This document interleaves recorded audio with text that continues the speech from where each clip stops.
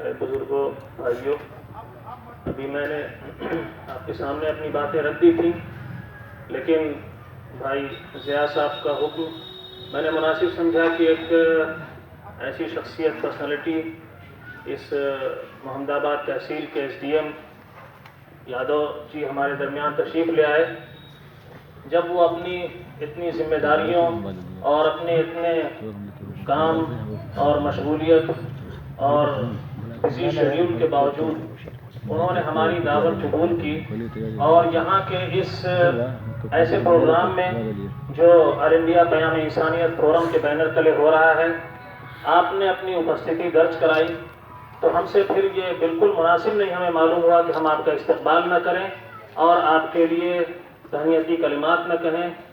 हम बहुत दिल की गहराइयों से आपका इस्तकबाल करते हैं और आपका स्वागत करते हैं, सिर्फ इसलिए कि आपके अंदर हमने वो खुशबू महसूस की और आपके अंदर हम समझते हैं कि वो दिल है जिसके बारे में कहा गया है कि ऊपर वाले ने इस मानव के अंदर वो दिल रखा है जो दर्द पर तड़पता है, कुढ़ता है, बिलखता है, रोता है।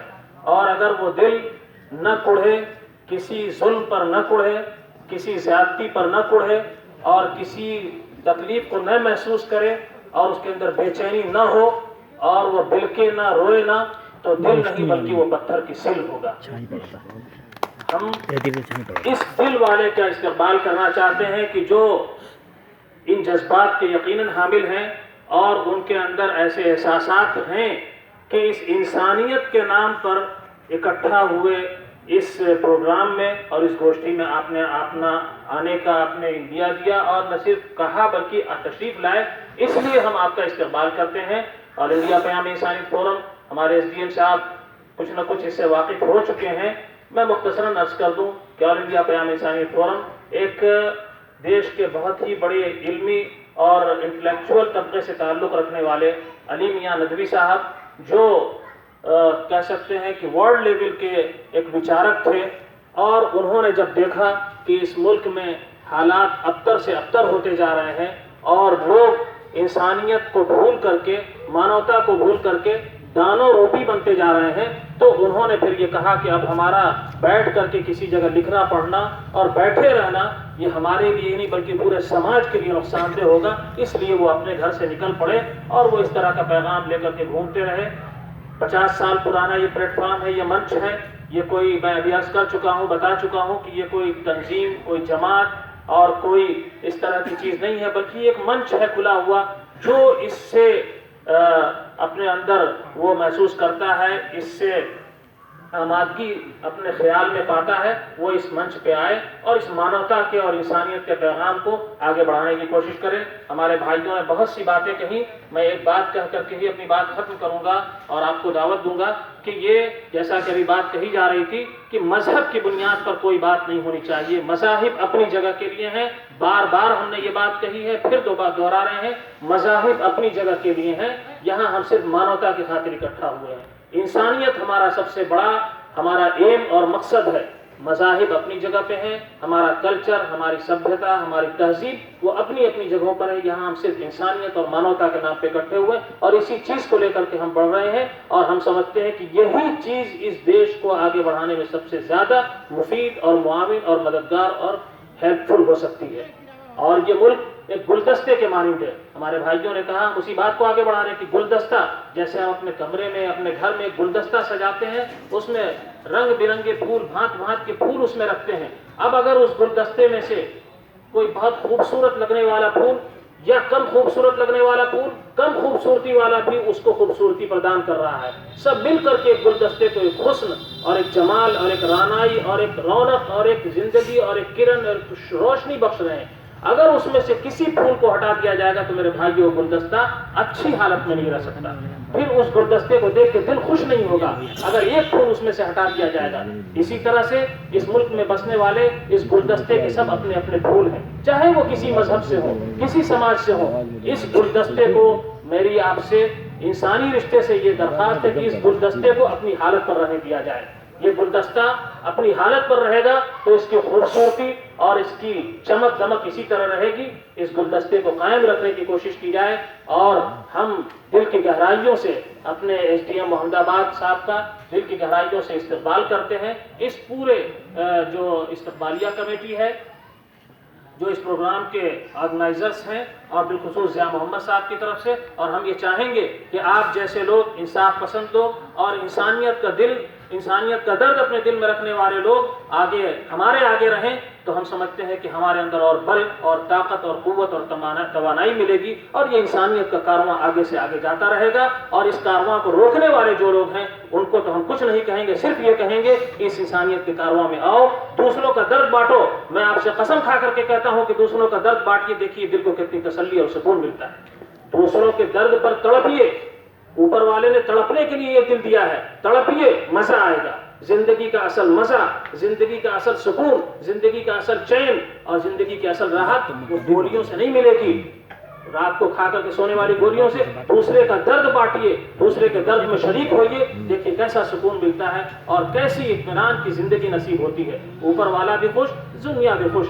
इसलिए मैं बात को तूल न देते हुए अपने मेहमान मोहतरम का इस्तकबाल करता हूं कि वो तशरीफ लाएं और अपनी बातों से हमें अवगत कराएं।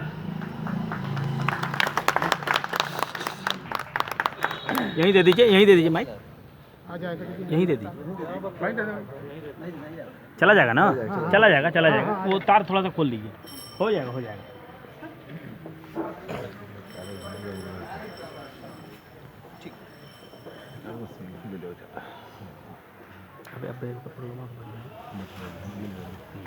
उपस्थित लोगों को, मुस्लिम भाइयों को मेरा आदाब। ऑल इंडिया पैगाम इंसानियत के बैनर के तले आप लोग जो एकजुट हुए हैं और उसमें मुझे निमंत्रित किया है, उसके लिए मैं तहे दिल से आपका शुक्रिया अदा करता हूँ।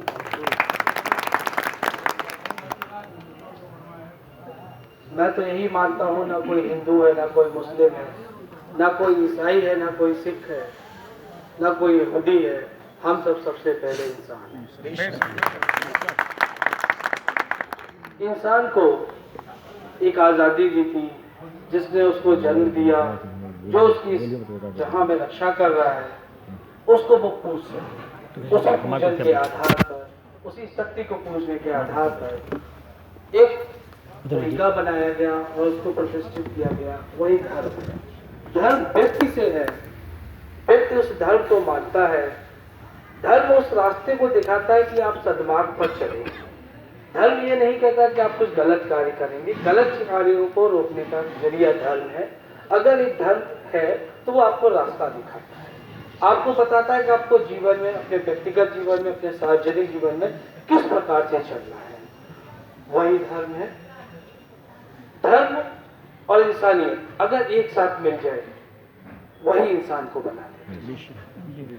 धर्म और इंसानियत को जुदा करने से इंसान नहीं बनता है। इंसान का जो निर्माण है वो धर्म और इंसानियत को मिलाकर है। सदियों से हम लोग चलते रहे, विभिन्न प्रकार के संप्रदाय बने, विभिन्न प्रकार के धर्म हुए, विभिन्न प्रकार के लोग इस जीवन में आए चले, लेकिन जो लोग कुछ हट कर करते रहे, उन्हें ही दुनिया याद करती है, उन्हें ही दुनिया सलाम करती है, उनके ही पगडंडों पर लोग चलने की कोशिश करते हैं। हमारे मुस्लिम भाइयों को मैं ये कहना चाहता हूँ कि शिक्षा एक ऐसा माध्यम है जो आपको रोजगार और जीवन दोनों में बहुत ही महत्वपूर्ण भूमिका अदा करती है।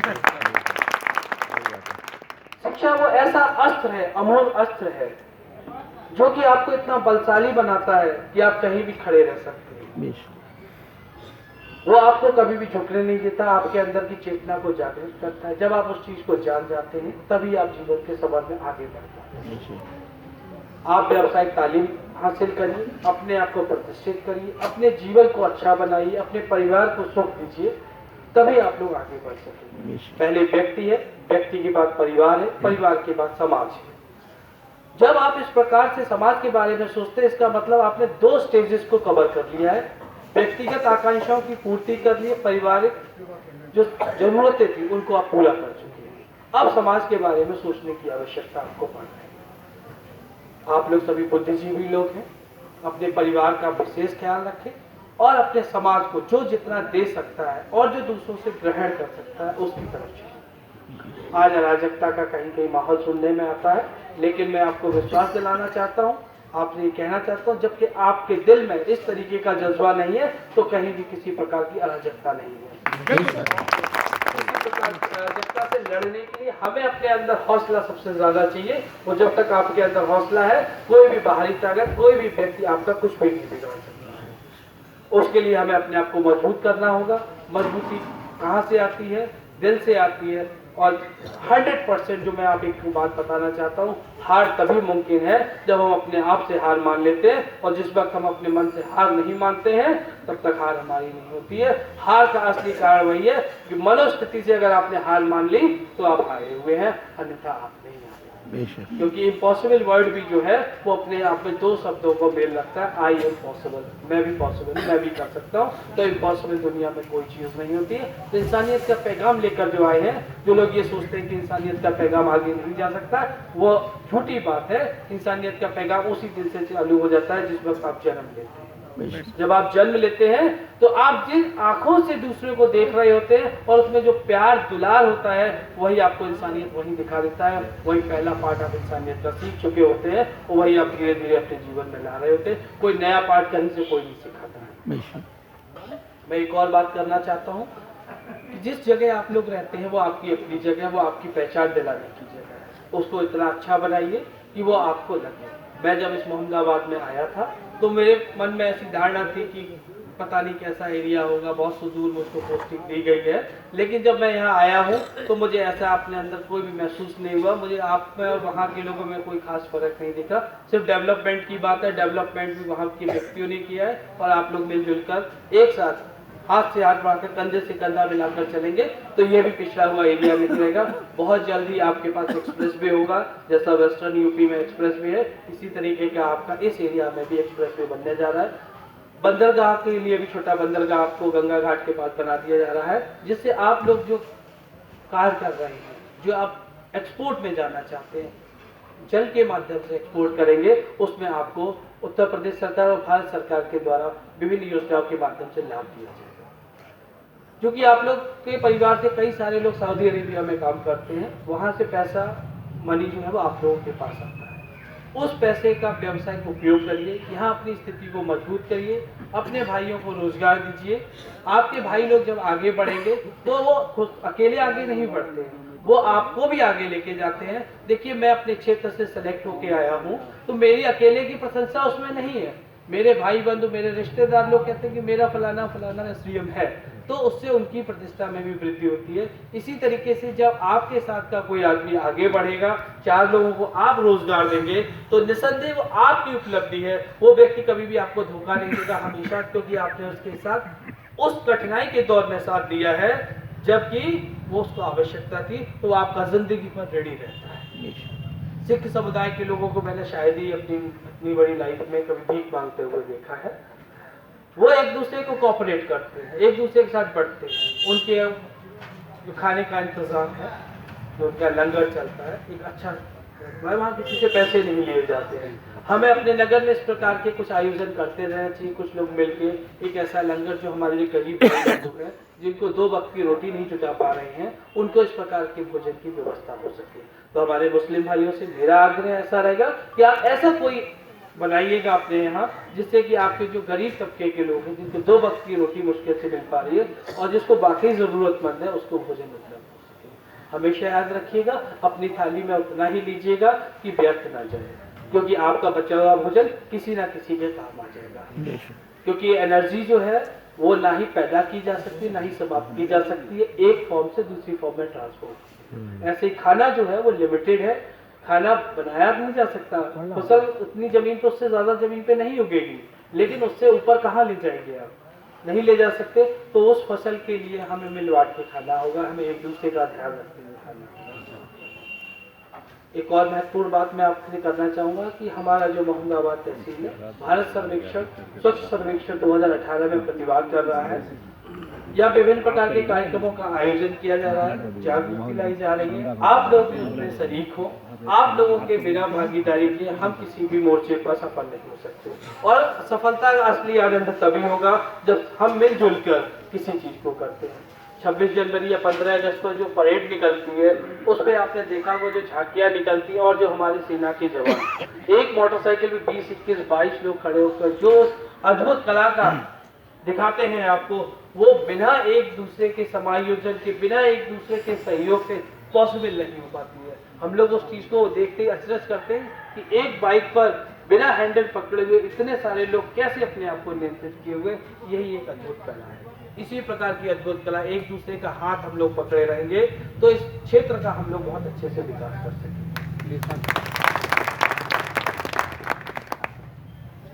समाधान की तरफ बढ़िए, छोटी छोटी चीजों को त्यागने की कोशिश करेंगे।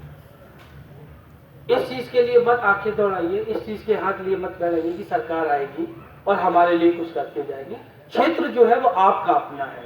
जिस प्रकार से हम अपने घरों की सफाई, हम अपने घरों का खुद ध्यान रखते हैं, उसी तरीके से अगर हम अपने सामने के एरिया का भी ध्यान रख लें तो निस्संदेह हमें किसी प्रकार की सरकार, किसी प्रकार की समस्याओं से जूझना नहीं पड़ेगा। और देखिए, जो ये समस्या हो जाती, गंदगी की समस्या है, सफाई की समस्या है, इससे प्रतिकूल प्रभाव हमारे ऊपर आता है। अगर आप देखें कि हॉस्पिटल्स में हम लोगों को इन्हीं कारणों से जाना पड़ता है। अगर हम अपने आसपास साफ सफाई का विशेष ख्याल रखेंगे तो शायद हमारा जो वहां जाने में टाइम खर्च होता है, हमारा पैसा खर्च होता है, हमें अस्वस्थता मिलती है, उन चीजों से हम लोग शायद परहेज कर सकेंगे और हम लोग पैसा अपना बचत कर सकेंगे। निसंदेह अगर आप लोग इन चीजों पर अमल लाएंगे तो बहुत ही ज्यादा होगी। गवर्नमेंट ऑफ इंडिया का एक प्रोग्राम चलता है, स्किल डेवलपमेंट प्रोग्राम। आप उसमें छोटे छोटे हुनर को सीखिए। मैं आवश्यकता नहीं हर व्यक्ति एक ही हुनर सीखे, लेकिन अगर आप लोग उन हुनरों को सीख लेते हैं तो आप लोग एक स्किल डाल लेते हैं अपने अंदर और आप अपने जीविका का अर्जन कर सकेंगे। तो आप लोग उसमें एनरोल कराइए अपने आप को। जिस प्रकार की आवश्यकता तहसील प्रशासन से, जिला प्रशासन से बन पड़ेगी, उसको करने का मैं आपको वचन देता हूँ। मैं हमेशा 24 घंटे आप लोगों के लिए। तालीम की जहाँ तक बात है, मैं चाहता हूँ कि हिंदुस्तान क्या हमारे एरिया का कम से कम बच्चा 3 से 4 लैंग्वेज में पारंगत हो जाए। हिंदी, अंग्रेजी, उर्दू, फारसी, ये जो भाषाएं हैं आपकी, इनमें आपका बच्चा प्रवीण है। कुछ नहीं होगा अगर आप एक चीज हमेशा याद रखिएगा कि 2 लैंग्वेज जानने वाला कुछ भी नहीं करेगा तो एक ट्रांसलेटर का जॉब होता है गवर्नमेंट ऑफ इंडिया में, विदेश में भी उसका जॉब होता है। अगर 2 भाषाओं में वो पारंगत हो गया, 3 भाषाओं में जितने हो गया, तो ट्रांसलेटर तो बन जाएगा हमारा बच्चा। और अच्छी खासी सैलरी है।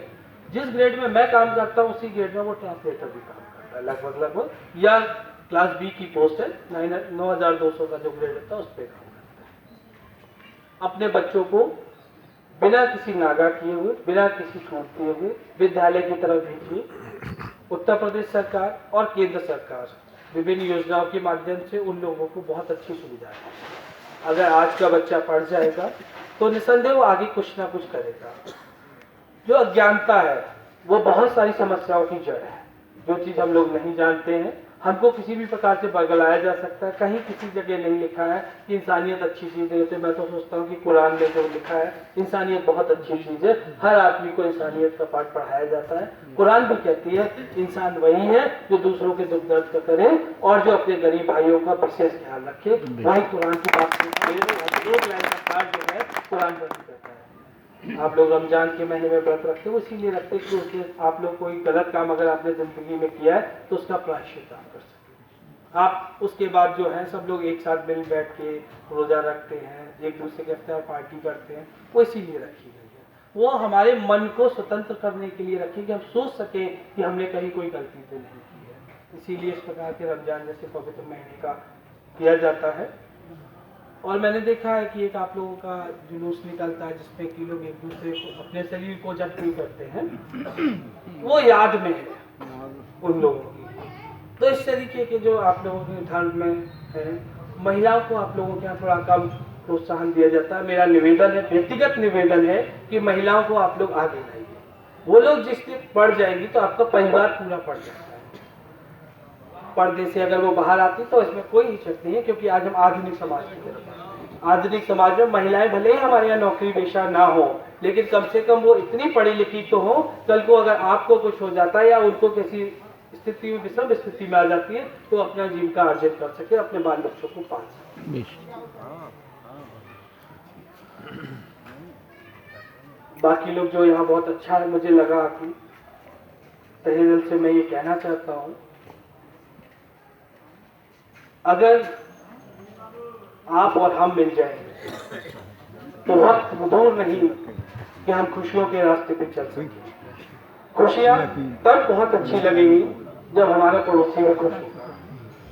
जो हमने बीच में एक दीवार बना रखी है कि मैं उससे बात नहीं करूंगा, वो मुझसे बात नहीं करेगा, संवादहीनता की स्थिति जिसको हम लोग कहते हैं, तो संवादहीनता की स्थिति से बाहर निकलिएगा।